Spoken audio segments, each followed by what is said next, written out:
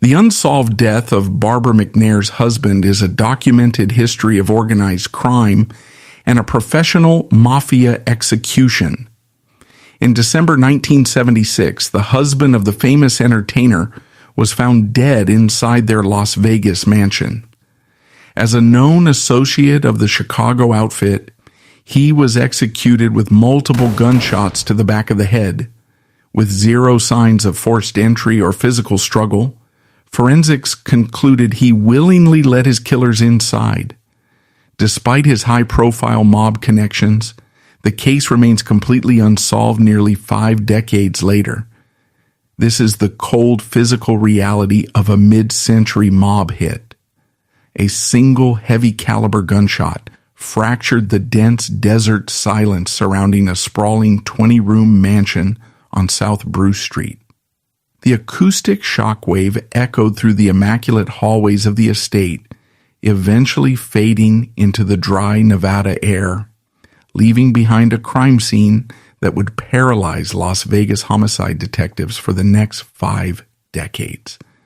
It was the night of December 15th, 1976. Bypassing the typical casino bosses or mob underbosses, this sprawling property operated strictly as the heavily guarded sanctuary of Barbara McNair, one of the most successful and visible black female entertainers in the United States. However, the body bleeding out on the floor of the master dressing room was not hers. The victim was her husband, Rick Manzie. When the Las Vegas Metropolitan Police Department breached the perimeter and secured the estate, they were immediately confronted by a forensic paradox that defied all standard logic of a home invasion. The physical architecture of the South Bruce Street mansion was designed for absolute security, reflecting the wealth and status of its owners. Yet, the responding officers found no shattered glass, no splintered door frames, and no signs of bypassed alarm systems. The perimeter was entirely intact. Moving into the interior, the detectives documented an environment frozen in eerie, undisturbed domesticity. There's Aoi. As no overturned furniture, no broken lamps, and no defensive blood spatter on the walls, there was absolutely no evidence of a physical struggle. The victim, 36-year-old Rick Manzie, was discovered lying face down on the carpet. He was dressed only in a white t-shirt. The lethal ballistic trauma was highly concentrated and ruthlessly efficient. He had been shot multiple times with the fatal rounds delivered directly into the back of his head, completely eliminating any theory of a botched robbery, leaving expensive jewelry, cash, and high-end electronics entirely untouched. The crime scene explicitly communicated a chilling, undeniable reality. Rick Manzie had willingly unlocked his door and invited his executioner inside. The unresolved execution of Rick Manzie stands as one of the darkest, most impenetrable mysteries of mid-century Las Vegas. It is a case that forces a forensic examination of the treacherous intersection where a glittering Hollywood celebrity collided directly with the brutal, unforgiving mechanics of organized crime. To understand how a man is executed without a struggle inside a millionaire's fortress, and why the investigation was immediately suffocated by an impenetrable wall of silence, one must first examine the immense cultural and financial empire that Barbara McNair had built. The mansion was purchased with her blood, sweat, and unparalleled talent, serving as the ultimate trophy of a woman who had conquered a deeply hostile industry. Born in 1934 in Chicago, Illinois, and raised in Racine, Wisconsin, Barbara McNair was introduced to a world defined by severe economic hardship and systemic racial barriers. She did not possess the financial safety nets or the industry connections afforded to white entertainers of her generation. Her sole weapon was an extraordinary, structurally flawless vocal instrument and a commanding magnetic stage presence. During the 1950s, the American entertainment industry was rigidly segregated. Black PTR formers were largely confined to the grueling Chitlin circuit, a network of venues deemed safe for black artists, characterized by grueling travel schedules, predatory promoters, and minimal pay. The mainstream lucrative pop markets and high-end supper clubs were predominantly closed ecosystems. McNair refused to accept these geographical and commercial limitations. She began her ascent in the late 1950s, securing a victory on the Arthur Godfrey talent show, which provided her with a crucial, albeit brief, national television exposure. She leveraged this visibility to secure bookings at prestigious venues like the Village Vanguard in New York City. Her vocal style was highly sophisticated, moving far beyond merely singing rhythm and blues. She expertly mastered the complex phrasing of jazz, the smooth delivery of traditional pop standards, and the theatricality required for Broadway. She was actively constructing an artistic portfolio designed to be commercially undeniable to both black and white audiences. The ultimate proving ground for this crossover strategy was Las Vegas. In the early 1960s, Las Vegas was notoriously dubbed the Mississippi of the West. It was a fiercely segregated city. Black entertainers, even those generating massive revenues for the casinos, were frequently barred from staying in the hotels where they performed, forced to enter through the kitchen loading docks, and prohibited from gambling on the casino floors. Barbara McNair walked directly into this hostile environment and dismantled the color barrier with sheer, unadulterated talent. She secured headlining residencies at the most elite showrooms on the Strip, including the Sahara, the Riviera, and Caesar's Palace. She commanded the stage with an elegance and authority that forced the casino syndicates to recognize her not merely as a black entertainer, but as a premium, indispensable commercial asset. Her success on the Vegas stages acted as a catalyst for a massive multimedia EMP era. She transitioned seamlessly into television and film. She hosted her own syndicated musical variety show, The Barbara McNair Show, becoming one of the first black women to achieve such a feat, bringing top-tier musical acts into the living rooms of millions of Americans every week. Hollywood capitalized on her visibility, casting her opposite Sidney Poitier in the gritty 1970 crime drama They Call Me Mr. Tibbs. She was photographing for Playboy, recording critically acclaimed albums for Motown, and sharing the stage with cultural titans like Elvis Presley and Frank Sinatra. By the dawn of the 1970s, Barbara McNair had successfully engineered her own absolute financial and artistic sovereignty. She had fought her way out of poverty and built an empire. However, the psychological toll of navigating the violently racist, highly exploitative mid-century entertainment industry left deep, invisible scars. While her professional trajectory was a masterpiece of strategic calculation and flawless execution, her personal life was characterized by intense instability and a desperate search for security. Prior to the 1970s, McNair had endured 3 failed marriages. She was a woman who possessed immense global fame and significant wealth, but she operated in a high-pressure, isolating environment surrounded by managers, agents, and promoters whose primary interest was extracting her capital. She required an anchor, someone who could project strength and provide a protective barrier between her and the predatory elements of the industry.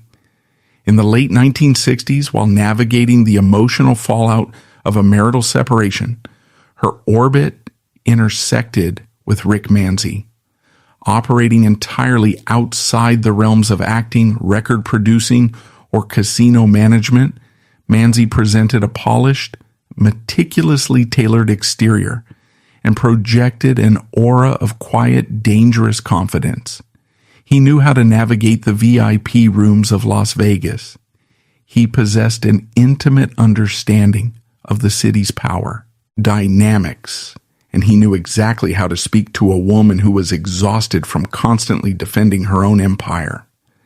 Manzy did not seem intimidated by her wealth or her fame. To Barbara McNair, he appeared as a fiercely protective, capable partner. The courtship culminated in 1972 when Barbara McNair and Rick Manzie were officially married. This union was highly celebrated in the press, projected as the perfect alignment of Hollywood glamour and Las Vegas sophistication. The purchase of the sprawling 20-room mansion at 4265 South Bruce Street was the ultimate physical manifestation of their success. The estate was heavily secured, featuring expansive grounds, a massive swimming pool, and pristine custom-designed interiors. It was designed to be an impenetrable sanctuary, a place where McNair could retreat from the blinding stadium lights and the relentless demands of the recording studios. For the first few years, the illusion of the South Bruce Street mansion held firm. McNair continued to tour globally, commanding massive fees, while Manzy remained in Las Vegas, ostensibly managing their domestic affairs and exploring various business investments. They hosted lavish parties, entertaining the elite hierarchy of the entertainment and casino industries. They projected the image of a sovereign, untouchable power couple ruling over their Nevada kingdom. Yet the forensic reality of Las Vegas during the 1970s dictated that true sovereignty did not exist outside the permission of the criminal syndicates. The city was an open territory, actively controlled, monitored, and taxed by the Chicago outfit and its associated Cosa Nostra families. The casinos were skimmed, the labor unions were extorted, and the entertainment booking agencies were heavily infiltrated. You could not operate a multi-million-dollar estate in the heart of Las Vegas without the underworld taking notice. Barbara McNair believed she had married a protective businessman who could shield her from the wolves of the industry.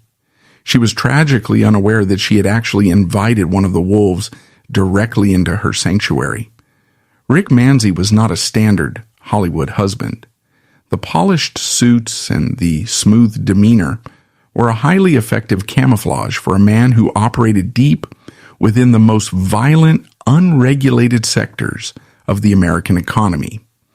Stripped of its illusion as a protective fortress for Barbara McNair, the 20-room mansion functioned strictly as a highly valuable operational asset for a man deeply entangled in the lethal politics of the Chicago outfit.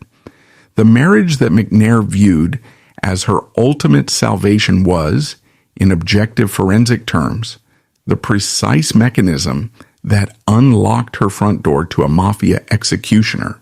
The structural reality of the American mafia during the 1970s dictated a strict, highly stratified hierarchy. At the apex sat the made men, fully inducted, blood oath members of the Cosa Nostra who dictated policy and authorized executions. Below them existed a vast critical network of associates. These were individuals who were not formally inducted into the family, often due to a lack of pure Italian lineage or simply their designated operational utility, but who executed the daily ground-level mechanics of the syndicate's illicit economy. Rick Manzy occupied this highly precarious, heavily utilized tier within the Chicago outfit's Las Vegas expansion. Failing to qualify as a boss or a heavy-handed bone-breaking enforcer, Manzy operated strictly as an entirely different, highly polished class of criminal operative.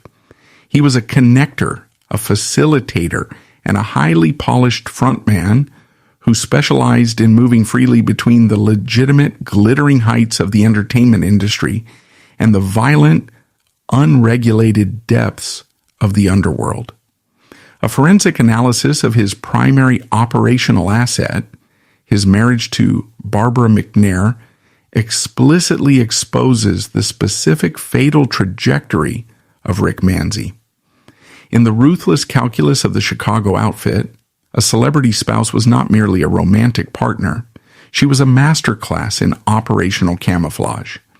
When Manzie walked into the VIP lounge of a major casino or attended high-profile Hollywood galas, he was not scrutinized by law enforcement or rival factions as a known mafia associate. He was enthusiastically welcomed as the sophisticated husband of a beloved international superstar. McNair's pristine public image, built on decades of relentless, barrier-breaking artistic excellence, acted as a blinding glare that completely obscured Manzie's shadow.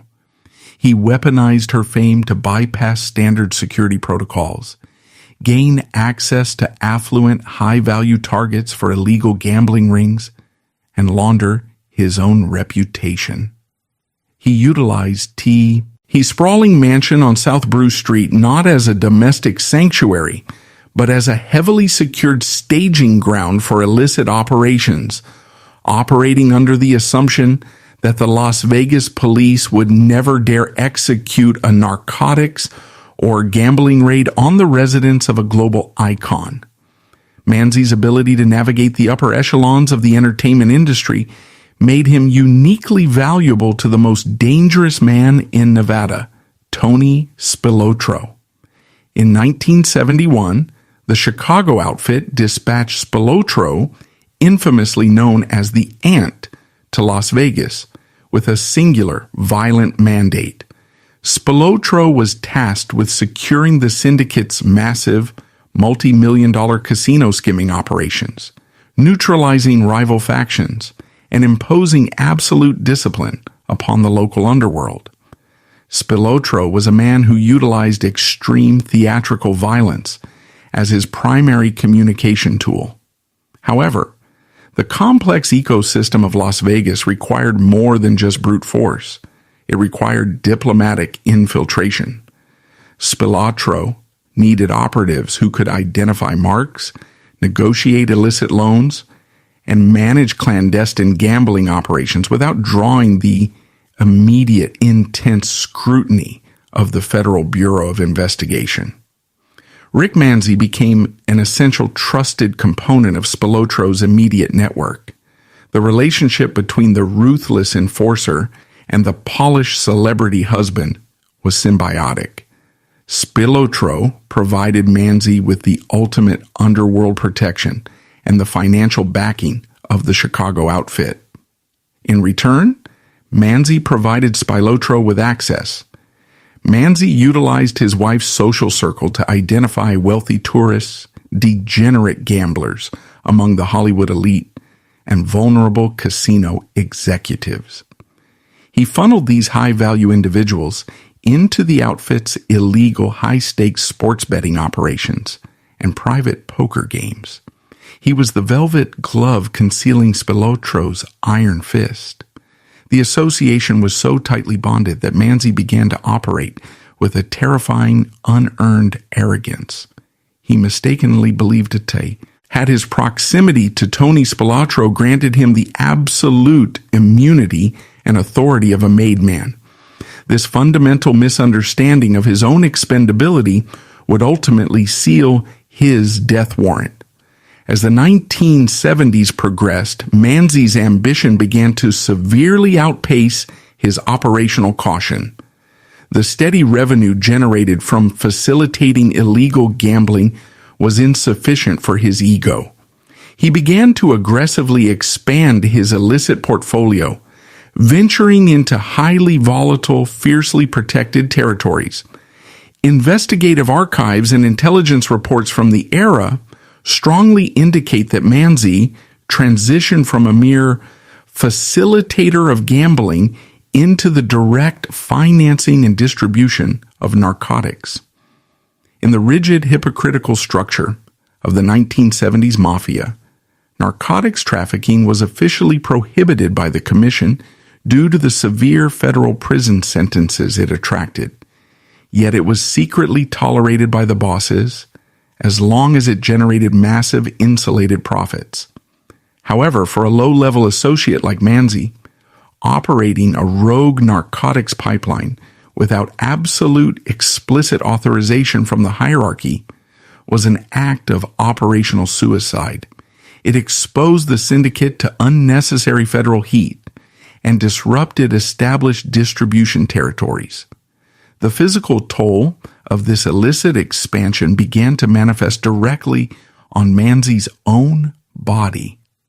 The forensic discovery of multiple fresh needle tracks across his arms and legs during his autopsy painted a grim picture of a man who had not only trafficked in narcotics, but had become fundamentally compromised by them. In the paranoid, hypervigilant world of organized crime, an associate who develops a severe intravenous drug addiction is immediately reclassified from a revenue-generating asset into a catastrophic liability. A compromised nervous system leads to erratic behavior, stolen funds, and most dangerously, the potential to become a cooperating witness for the government if arrested. Manzy was rapidly deteriorating, his Piuitao, oleshed exterior crumbling under the weight of his own chemical dependency and mounting illicit debts. This internal destabilization culminated in a fatal, unprecedented breach of underworld protocol. Manzy became entangled in a severe, rapidly escalating dispute with a highly prominent Las Vegas tax attorney. This individual was not a standard civilian lawyer. He was deeply embedded within the financial architecture of the Chicago outfit. Tax attorneys and accountants who actively laundered the skimmed casino cash and managed the legitimate real estate fronts for the mob were considered untouchable, highly protected assets. They possessed the financial blueprints that could send the entire upper echelon of the syndicate to federal prison for decades. They were guarded with the same lethal intensity as the bosses themselves. The exact origin of the conflict between Manzy and the attorney remains heavily obscured, likely rooted in a dispute over laundered funds, unpaid gambling debts, or a botched narcotics transaction. But Manzy's response to the friction was an act of sheer, unadulterated madness. Leveraging his perceived status as Tony Spilotro's confidant, Manzy actively attempted to solicit a murder contract against the protected tax attorney. He reached out into the underworld network, attempting to hire independent triggermen to eliminate a man who held the financial secrets of the Chicago outfit. This action crossed the absolute final threshold of tolerance. In the forensic mechanics of the mafia, you do not place a bounty on a protected asset without authorization from the highest levels of the administration. By attempting to orchestrate an unsanctioned assassination of a critical financial operative, Manzy effectively signed his own death warrant. He demonstrated that he was entirely out of control, unpredictable, and a direct, immediate threat to the structural integrity of the outfit's Las Vegas empire. The upper management of the syndicate recognized that the situation required immediate terminal correction. The historical verification of Manzy's reckless descent was later provided by one of the most significant cooperating witnesses in the history of American organized crime. Jimmy Fracciano, a former acting boss of the Los Angeles crime family who frequently collaborated with the Chicago outfit, explicitly detailed Manzy's psychological profile and operational failures in his explosive memoir, The Last Mafioso. Fracciano, a man intimately familiar with the exact mechanisms of gangland executions, provided a chilling clinical assessment of Barbara McNair's husband.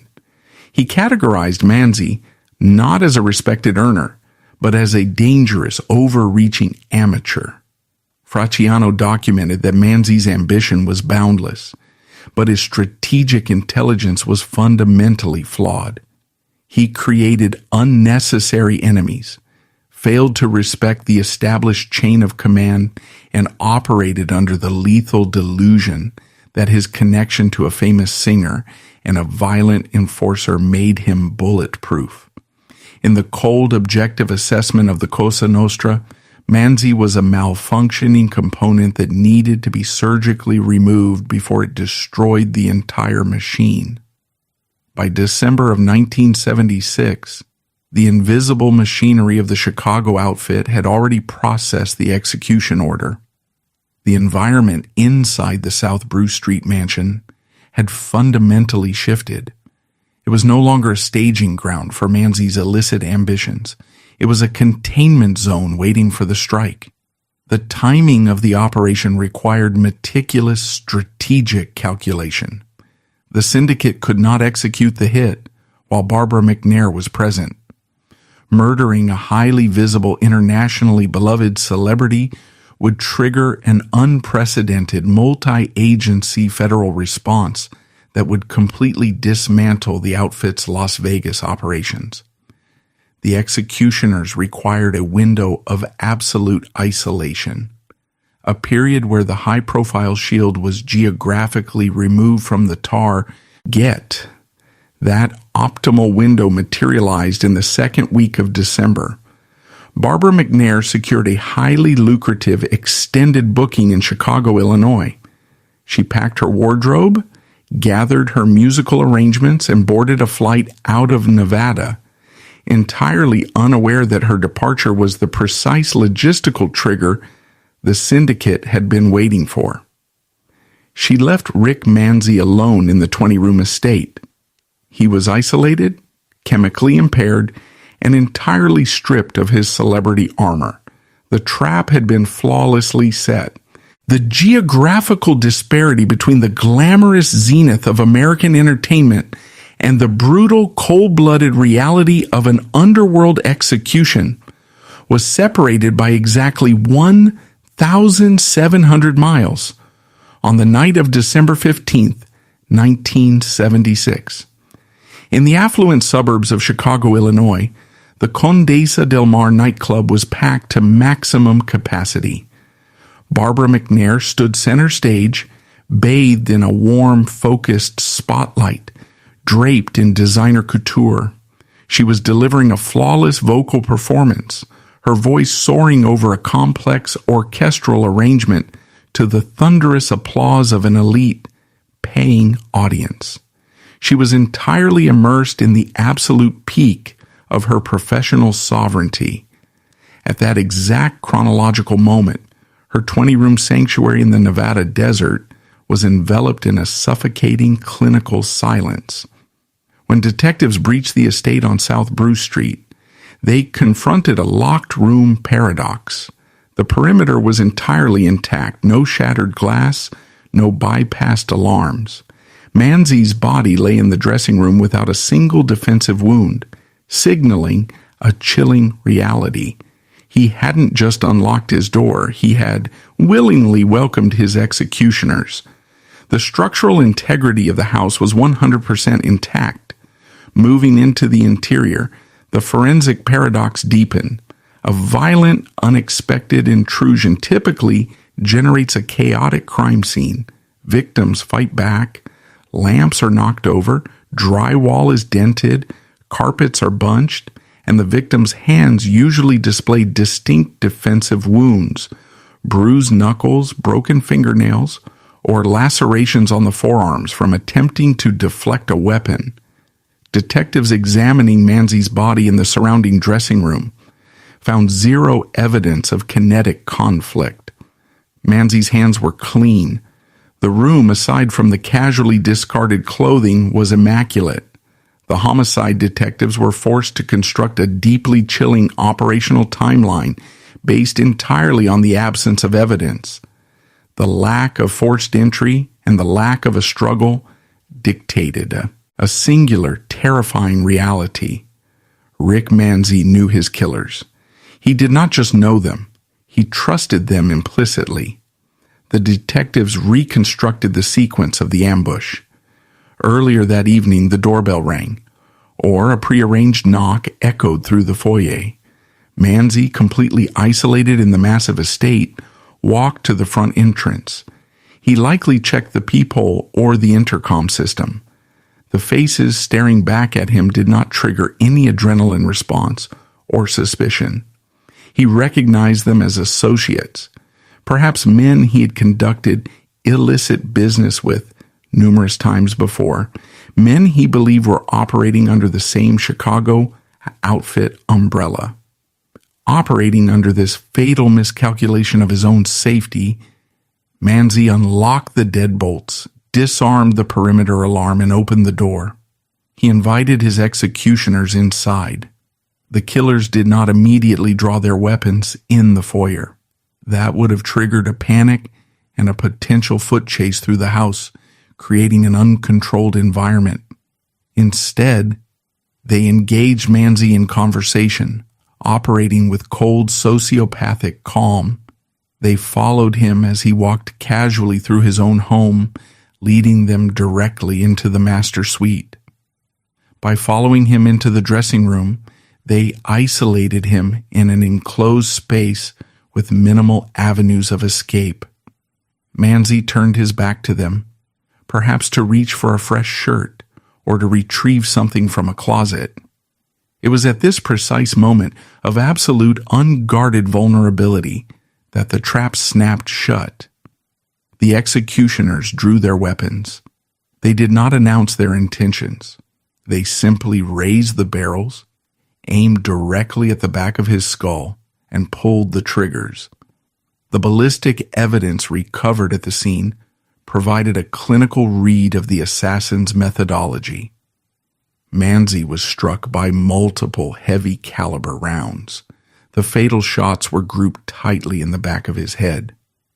In the forensic science of homicide investigation, this specific wound pattee, RN, is the undisputed signature of a professional gangland hit. Firing directly into the occipital bone at the base of the skull is designed to instantly sever the brainstem. It guarantees immediate, catastrophic central nervous system failure. The victim drops instantly, unable to scream, unable to fight, and unable to survive to provide a dying declaration to the police. It is the most efficient, permanent method of human termination. The presence of gunpowder stippling, microscopic burns on the skin surrounding the entry wounds, indicated that the muzzles of the weapons were held at point-blank range, mere inches from Manzie's head when they were discharged. This was not a chaotic shootout. It was a surgical, authorized slaughter. The behavior of the killers immediately following the execution further solidified the professional nature of the hit. In a standard robbery homicide, the perpetrators experience a massive adrenaline spike following the murder. They frantically tear through the house, ripping open drawers, emptying safes, and grabbing any transportable valuables before fleeing.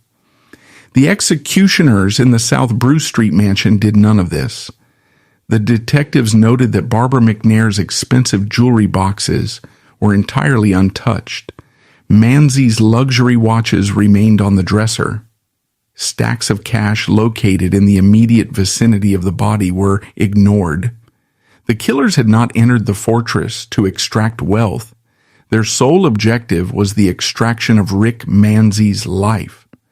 Once the target was neutralized, they simply holstered their weapons, walked calmly back through the pristine hallways, exited the front door, and vanished into the desert night, leaving the Las Vegas police to decipher a flawless locked room assassination. The crime scene at the mansion provided the detectives with the mechanics of the murder, but the body itself held the secrets to the motive. Manzie's remains were photographed, bagged, and transported to the Clark County Coroner. office for a comprehensive autopsy. When the medical examiner unzipped the body bag and placed Manzy on the stainless steel table, the initial visual inspection confirmed the immediate cause of death: massive cerebral trauma resulting from multiple close-range gunshot wounds to the posterior cranium. However, as the examiner meticulously documented the external condition of the body, a highly disturbing secondary piece of evidence was uncovered, fundamentally altering the trajectory of the investigation.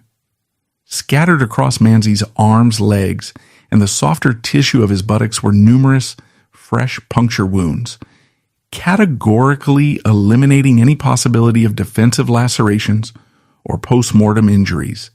Forensic examiners confirmed these as distinct, highly concentrated needle tracks. The presence of these marks injected a massive dose of complexity into the already convoluted case file. It officially introduced the element of heavy intravenous narcotics into the narrative of the celebrity husband.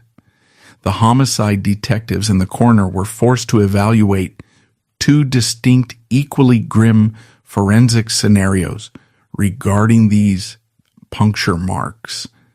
The first scenario aligned with the intelligence reports that Manzy had been recklessly expanding his illicit operations into the drug trade. It posited that Manzy was an active, severe intravenous drug addict. If he had been voluntarily injecting heavy narcotics, such as heroin or pharmaceutical-grade opiates, in the hours leading up to the murder, his cognitive functions and threat assessment capabilities would have been severely impaired. The drugs would have stripped away his paranoia, making him highly compliant, sluggish, and entirely incapable of recognizing that the men at his door were assassins until the bullets were already tearing through his skull. In this scenario, his addiction was the fatal vulnerability the killers exploited to gain entry without a fight. The second scenario was significantly darker and pointed toward a highly sophisticated cartel-level assassination protocol. This theory suggested that the needle marks were not the result of voluntary recreational use, but were inflicted by the executioners themselves. If the killers had managed to overpower Manzy silently, or if he owed them a massive narcotics debt, they may have forcibly injected him with a lethal or paralyzing dose of drugs to chemically subdue him before administering the ballistic coup de grace. Forcible injection ensures the target cannot struggle, scream, or attempt to flee the immediate kill zone, allowing the assassins to execute the hit with zero acoustic disruption to the surrounding estate. Regardless of whether the narcotics were self-administered or utilized as a chemical weapon by the killers, the autopsy results confirmed that Rick Manzy was living a highly dangerous, fundamentally compromised double life. The polished, tailored husband standing on the red carpet next to Barbara McNair was a phantom. The physical reality lying on the coroner's table was a compromised mafia associate, riddled with needle tracks and executed with terrifying precision. The Las Vegas police now possessed a perfectly preserved crime scene, a clear cause of death, and a victim with deep ties to the Chicago outfit. Yet, as they prepared to interrogate the Las Vegas underworld, they were about to encounter a wall of silence so absolute and a level of systemic corruption so deep that the investigation would be paralyzed before it ever truly began. The autopsy suite at the Clark County Coroner's Office provided the definitive physiological cause of Rick Manzy's death, but the Las Vegas Metropolitan Police Department immediately recognized that the forensic science was insufficient to close the case. The physical evidence, the contact gunshot wounds, the needle tracks, the absence of forced entry, pointed exclusively toward a highly coordinated professional assassination. To identify the executioners, The homicide detectives had to leave the sterile environment of the laboratory and plunge directly into the toxic, heavily insulated underworld of 1970s Las Vegas. They needed an informant. They needed a witness. Instead, they collided head-on with a titanium wall of institutionalized silence. The foundational doctrine governing organized crime is omerta, the absolute code of silence. Shattering any illusion of a romanticized mafia tradition, omerta functioned strictly as a brutal, violently enforced survival mechanism in 1970s Las Vegas. The city's illicit economy was a multi-million-dollar machine controlled by the Chicago outfit, and any individual who disrupted that machine by speaking to law enforcement was summarily executed. When detectives began knocking on the doors of casino executives, pit bosses, and known associates within Manzy's immediate orbit, they were met with identical responses. No one had seen anything. No one had heard anything. Men who had shared drinks with Manzy 24 hours prior suddenly claimed they barely recognized his name. The silence was not born of ignorance. It was engineered by absolute paralyzing terror. The epicenter of this terror, and the most critical behavioral anomaly in the entire investigation, was Tony Spilotro. As the outfit's designated enforcer in Nevada, Spilotro possessed a reputation for extreme, psychopathic violence. If an independent criminal or a rival faction murdered one of Spilotro's trusted associates without permission, the established protocol dictated an immediate, disproportionate bloodbath. Spilotro did not rely on the police to solve homicides. He utilized torture and public execution to send messages to the street. When the news of Manzy's execution broke, Spilotro reacted with the requisite theatrical rage. He publicly vowed violent retribution. He circulated threats throughout the Las Vegas underworld, stating that the men responsible for putting bullets into Rick Manzy's head would be hunted down and slaughtered. The homicide detectives closely monitored Spilotro's organization, waiting for the inevitable retaliatory strikes that would identify the rival faction. They waited for bodies to start appearing in the trunks of cars at McCarran International Airport or buried in the shallow graves of the Mojave Desert. The bodies never materialized. Tony Spilotro, the most volatile and hyper-violent mob boss in the western United States, did absolutely nothing. He never deployed his hit squads. He never avenged his friend. In the forensic analysis of organized crime, this calculated inaction is the definitive, undeniable proof of a sanctioned hit. Tony Spilotro did not retaliate because he possessed the absolute knowledge of who ordered the execution, and it was the one entity on earth he feared. The murder of Rick Manzy was not a rogue operation. It was a direct administrative directive issued by the ruling bosses of the Chicago outfit. If Spilotro had retaliated or even actively investigated the murder, he would have been directly defying the commission. By standing down and swallowing his public threats, Spilotro confirmed that Manzy's death warrant had been signed in Chicago, not in Las Vegas. A secondary, parallel theory investigated by the police focused squarely on the fresh needle tracks documented during the autopsy. Las Vegas in 1976 was a major transit hub for high-grade narcotics. If Manzy was deeply embedded in the financing and distribution of illegal drugs, he was operating in the MC most lethal, unregulated market in the world. Narcotic syndicates do not utilize collection agencies to resolve bad debts or stolen shipments. If Manzy had fronted cash for a massive heroin shipment that was seized by the authorities, or if he had attempted to rip off a cartel supplier to fund his own escalating addiction, his execution was a mathematical certainty. In the drug trade, a bullet to the back of the head is the standard penalty for default. Furthermore, if Manzy was operating a rogue drug pipeline without Tony Spilotro's explicit authorization, and thereby failing to kick up a percentage of the profits to the outfit, Spilotro himself may have dispatched the hit team to eliminate the insubordination. Regardless of whether the specific catalyst was the dispute with the tax attorney or a fatal miscalculation in the narcotics trade, the outcome for the Las Vegas homicide detectives was identical. They were paralyzed.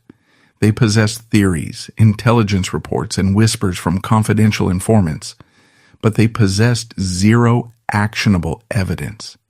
A successful homicide prosecution requires empirical data, murder weapons, fingerprints, ballistic matches, or cooperative eyewitnesses.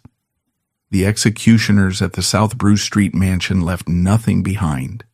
They did not drop the firearm. They did not leave a single latent print on the door handles. The victim, targeted and isolated in a locked room, was unable to provide a dying declaration. Furthermore, any potential witness operating on the periphery of Manzy's illicit network knew that testifying in open court against the Chicago outfit was an immediate death sentence. The American justice system relies on the assumption that witnesses can be protected. In 1970s Las Vegas, the police could not guarantee the safety of anyone who spoke against the syndicate. Within months, the intense investigative momentum dissipated. The leads evaporated. The detectives assigned to the case were rotated to fresh homicides. The execution of Rick Manzy was officially reclassified. It transitioned from an active, high-priority homicide investigation into the permanent, dusty purgatory of a cold case. The Chicago outfit had successfully executed a man inside a 20-room fortress in the middle of a major American city, and the justice system simply absorbed the blow and moved on. The mafia had won. While the criminal justice system abandoned the case, the absolute devastating destruction fell entirely upon the shoulders of Barbara McNair. The timeline of her ruin began the moment the telephone rang in her hotel suite in Chicago. The call did not just inform her that she was a widow, it informed her that the impenetrable sanctuary she had built with her own voice had been violated. She boarded a flight back to Nevada, stepping off the aircraft not as a triumphant, returning superstar, but as the central figure in the most scandalous, heavily publicized murder investigation of the decade. The American media apparatus, heavily fueled by tabloid journalism, descended upon the story with a predatory frenzy. The narrative was irresistible to the press, a glamorous, barrier-breaking black entertainer, a sprawling Las Vegas mansion, an unsolved execution, and the looming, terrifying shadow of the mafia. The pristine, sophisticated public image that McNair had meticulously engineered over 2 decades was instantly annihilated. The press did not focus on her vocal range, her television milestones, or her cinematic achievements. They focused entirely on the needle tracks in her husband's arm and his intimate associations with Tony Spilotro. The tabloids aggressively insinuated that McNair must have possessed explicit knowledge of her husband's illicit activities. They painted her not as a grieving widow, but as a complicit accessory to a mobster. The corporate reaction from the entertainment industry was swift and merciless. In the heavily sanitized, highly risk-averse environment of networks, television, and elite casino showrooms, proximity to organized crime violence is radioactive. The executives who had previously courted her immediately severed their ties. The lucrative multi-year casino residencies that generated her primary income were abruptly canceled. Television producers stopped calling. The record labels distanced themselves. Barbara McNair was completely blacklisted. The financial hemorrhage was catastrophic. Without the massive influx of touring and television revenue, the operational costs of her empire became unsustainable. The legal fees associated with navigating the police investigation and the probate of Manzy's estate further depleted her reserves. The 20-room mansion on South Bruce Street, the physical monument to her historic success, was no longer a sanctuary. It was a heavily mortgaged crime scene that she could no longer afford. Within a few short years of the murder, the woman who had conquered the segregated stages of America and built a multi-million-dollar empire was forced to officially declare bankruptcy. The bullet that destroyed Rick Manzy's brain simultaneously destroyed the entire financial and professional architecture of Barbara McNair's life. In 1979, attempting to reconstruct a shattered reality, McNair married Ben Strawn, a Las Vegas architect. She fought desperately to regain her footing in the industry, taking smaller roles in theater productions and accepting bookings at secondary venues. She possessed the same flawless vocal instrument, the same undeniable stage presence, but the invisible stain of the South Bruce Street execution was permanent. She was never permitted to return to the absolute zenith of the entertainment hierarchy. Throughout the subsequent 3 decades, Barbara McNair maintained a terrifying, unbreakable discipline regarding the events of December 15, 1976. Despite relentless pressure from journalists, biographers, and true crime authors seeking the definitive inside account of the hit, she refused to cooperate. She never published a tell-all memoir. She never granted an exclusive primetime interview to discuss her husband's mafia affiliations. She locked the trauma behind an impenetrable wall of silence. Whether this silence was born of profound grief, deep personal shame, or a lingering, legitimate terror of the syndicates that had executed her husband, remains entirely unknown. Barbara McNair passed away on November 20th, 2007, following a battle with throat cancer. She died having successfully defended her final secret. She took whatever intimate knowledge, suspicions, or terrifying truths she possessed regarding the execution of Rick Manzy directly into the grave. The South Bruce Street homicide remains one of the most chilling, perfectly executed crimes in the history of the American West. It is a stark forensic testament to the absolute power of the mid-century syndicates.